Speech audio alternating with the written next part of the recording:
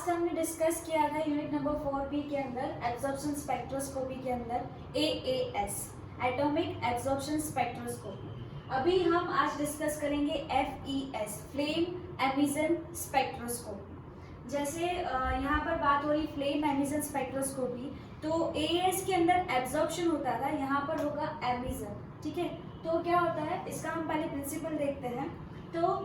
when a liquid sample containing a metallic solution is introduced into a flame, the process involved in FES are complex। मतलब क्या होता है कि जब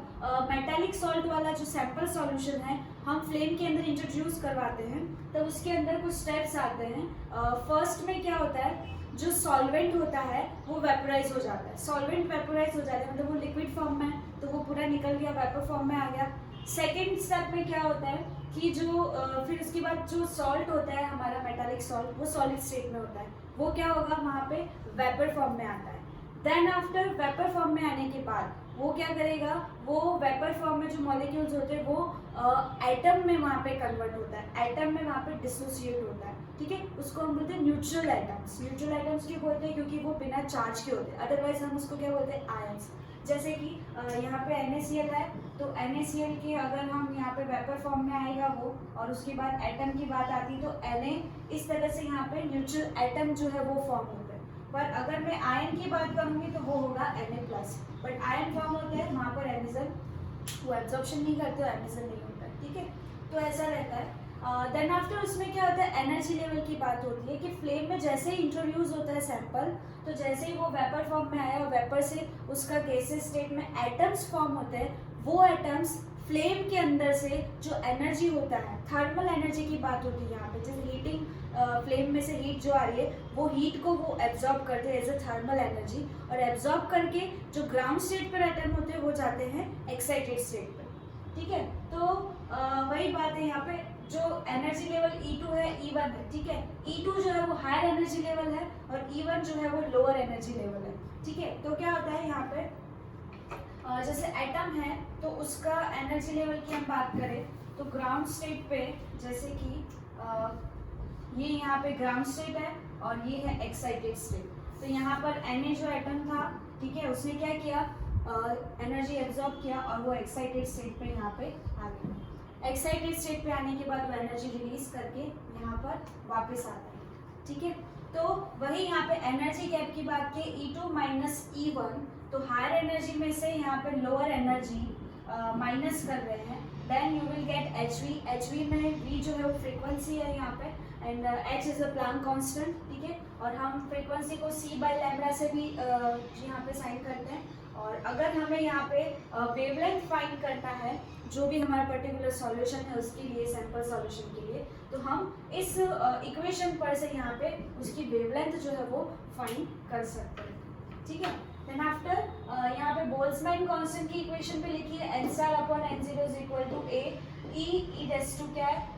EA/RT। ठीक है, तो अभी क्या होगा, इसके अंदर n है वो किसके लिए, एक्साइटेड एटम के लिए है, और n0 जो ग्राउंड स्टेट पर एटम है, नंबर ऑफ एटम्स, उसके लिए n0 से साइन किया है। A कांस्टेंट है, E मतलब वहाँ पे एक्टिवेशन एनर्जी, R जो है वो रेट कांस्टेंट, और यहाँ पे T टेम्परेचर दिया होगा। ठीक है, तो इस इक्वेशन पर से भी ऐसा बोला गया था, जैसे कि हम बात करें तो कुछ आयंस ऐसे भी होते हैं, कुछ एलिमेंट्स ऐसे होते हैं, कुछ मेटल्स ऐसे होते हैं जो फ्लेम के अंदर इंट्रोड्यूस होने के बाद क्या होते हैं, आयोनाइज हो जाते हैं, जैसे लिथियम, सोडियम, पोटेशियम। तो अगर वहाँ पे टेम्परेचर अगर ज़्यादा रहा तो ज़्यादा टेम्परेचर की वजह से जो सोडियम है या लिथियम, हम पोटेशियम की बात करते हैं, तो वो क्या हो जाएगा, आयोनाइज हो जाएगा, मतलब Na+ फॉर्म हो जाता है। और एक बार आपका एटम आयोनाइज हो गया तो वो कुछ भी एब्जॉर्ब नहीं करेगा, और एब्जॉर्प्शन नहीं होगा तो वो एक्साइटेड स्टेट पे नहीं आएगा, और एक्साइटेड स्टेट पे नहीं आएगा तो एमिशन नहीं होगा। और यहाँ FES के अंदर जो एमिशन होता है लाइट का, उसको ही यहाँ पे मेजर किया जाता है कि कितना एमिशन हो रहा है, कौन सी वेवलेंथ है, और उस वेवलेंथ पर से यहाँ पे डिटेक्ट किया जाता है कि जो आपका जो भी मेटल है, सॉल्ट, मेटालिक सॉल्ट जो भी आपको सैंपल सॉल्यूशन दिया है उसका डिटर्मिनेशन इस पर से ही होता है। ठीक है, तो यहाँ पे जैसे इंस्ट्रूमेंटेशन भी दिया हुआ है, इंस्ट्रूमेंटेशन के अंदर फ्लेम एक्साइटेशन यूनिट है, तो वहाँ पे जैसे फ्लेम रहती है जहाँ पर जिसको हम एटोमाइजर भी कह सकते हैं, जहाँ पर हमारा सैंपल सॉल्यूशन जो है वो आते ही एटम फॉर्म में आता है वहाँ पे। और स्पेक्ट्रल आइसोलेटर, तो जो एमिशन होता है यहाँ पे, तो एमिट हुई जो रेडिएशन है वो जाता है स्पेक्ट्रल आइसोलेटर के अंदर, और वहाँ से जो है लाइट सेंसिटिव डिटेक्टर के अंदर जाता है, डिटेक्टर से read out and read out से एम्पलीफायर। ठीक है, ये आप ऑलरेडी सब कुछ पहले ही पढ़ चुके हो लास्ट लेक्चर्स के अंदर। सो FES के अंदर इन शॉर्ट आपको पता चल गया होगा कि किस तरह से यहाँ पे पूरा प्रोसेस होता है, प्रिंसिपल क्या है। और दूसरा क्या है, ये जो इंस्ट्रूमेंटेशन के अंदर आप देखोगे यहाँ पे कोई सोर्स यूज नहीं हो रहा है। जैसे AS के अंदर हम देखते थे तो वहाँ पे हॉलो कैथोड लैम्प था, ठीक है, फिर दूसरे अंदर देखते तो अलग अलग टाइप के लैम्प वहाँ पे यूज होते हैं, ठीक है, पर यहाँ पे कोई लैम्प यहाँ पे यूज नहीं हुआ। आप देख सकते हो यहाँ पर जो है एनर्जी जो होती है फ्लेम की, हीट होता है, उस पर से ही ये पूरा यहाँ पे एमिशन पूरी प्रोसेस हो रही, ठीक है। फिर दूसरा FES के यूजेस के बारे में हम देखें तो यूजेस के अंदर पहला बायोलॉजिकल फ्लूइड्स, टिश्यूज और इन सब के एनालिसिस के लिए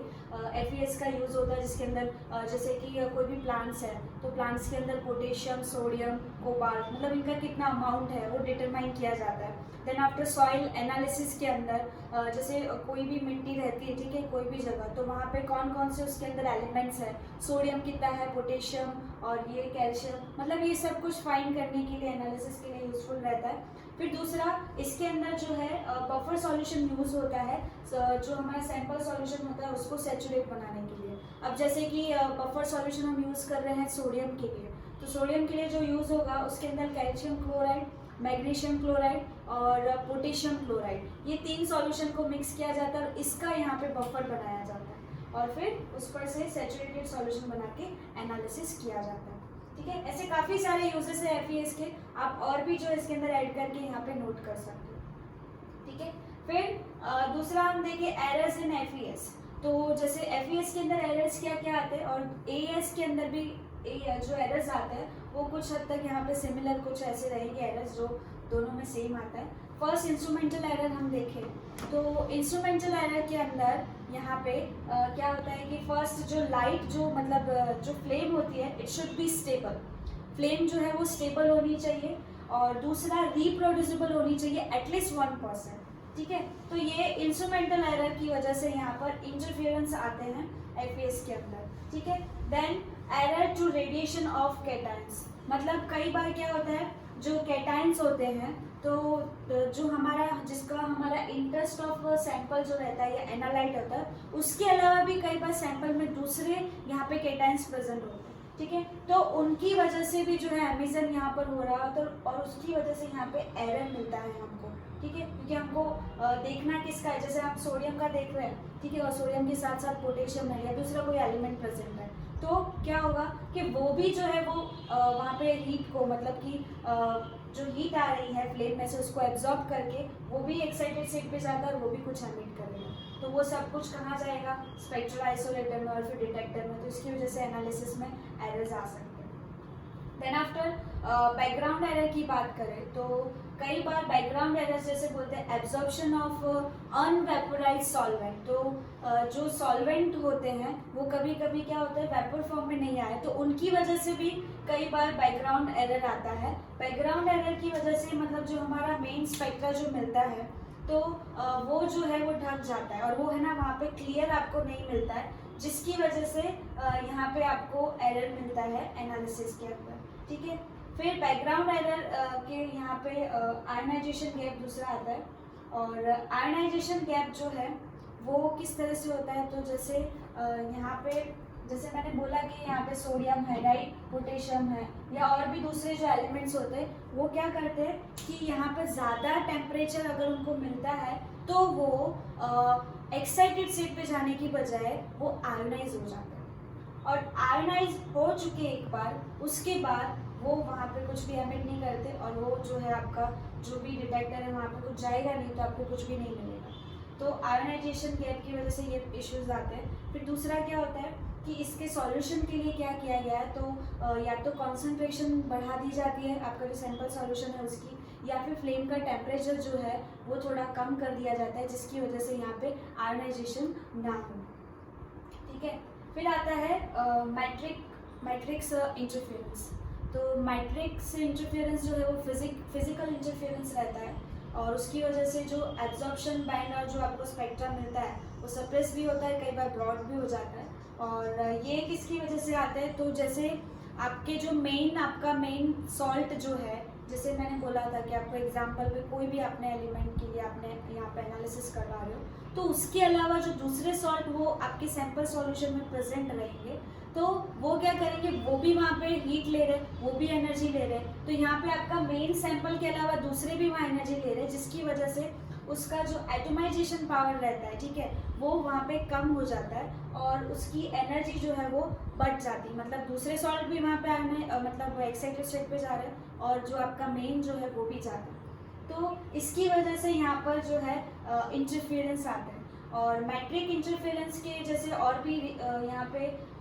इसकी वजह और भी है, जैसे कि विस्कोसिटी का भी यहाँ रहता है कि आपने जो सॉल्वेंट यूज़ किया है उसकी विस्कोसिटी, और जो स्टैंडर्ड है, स्टैंडर्ड मतलब जिसके साथ आप अपने सैंपल सॉल्यूशन को कंपेयर कर रहे हो वो,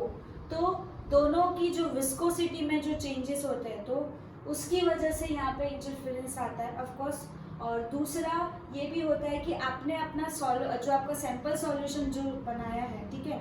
वो और जो आपका स्टैंडर्ड सॉल्यूशन बनाया हुआ है